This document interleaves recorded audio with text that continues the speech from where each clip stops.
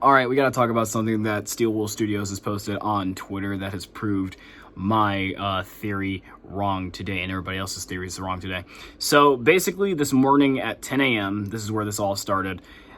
People said they found a NVIDIA GeForce list, and this NVIDIA GeForce list was full of upcoming games and upcoming releases, upcoming announcements, upcoming release dates, and yada yada yada. And Finance of Freddy's security breach happened to be on that list because Finance of Freddy's security breach is working with NVIDIA for the ray tracing, I believe, and they're working with PlayStation to get the game on there first. So, people found that the game was actually going to be released on November 18th. Now, I know in the video that I posted earlier today, I said that I wouldn't say the release date that was on Twitter, but let me finish. Steel Wool posted, "Hi all, we saw security breach was mentioned in the NVIDIA GeForce hack." I don't know why they're calling it a hack. Was it a hack or something? Because that's just horrible. This is just worse if it's a hack. But not to disappoint anyone, but the data mentioned was an old placeholder from ages ago. Our real release date is ... Oh, I see what you did there with your fancy reverse psychology. Not telling ... yet. This is the real Steel Wool Studios. I posted talk to them down there. So, what we seen was a placeholder date, like something that they put down thinking that the game was going to release at that time.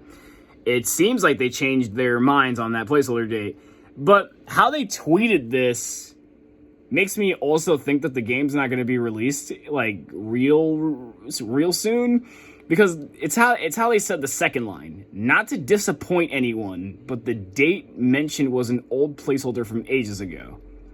Now, if you don't know, November is 2 months away. And for them to say not to disappoint anybody, because we all thought that the release date was 2 months away,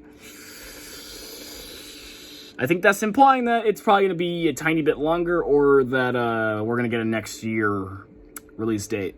So, at this point, it can either come out in December, or it can come out somewhere in the spring. Because when you tell people not to disappoint anyone, like knowing well what date it was, it kind of implies that the release isn't too far close in the future. Now, this is just what I'm thinking. It's not like Steel Wool directly said we're releasing this game next year, or like we're not releasing this game anytime recently.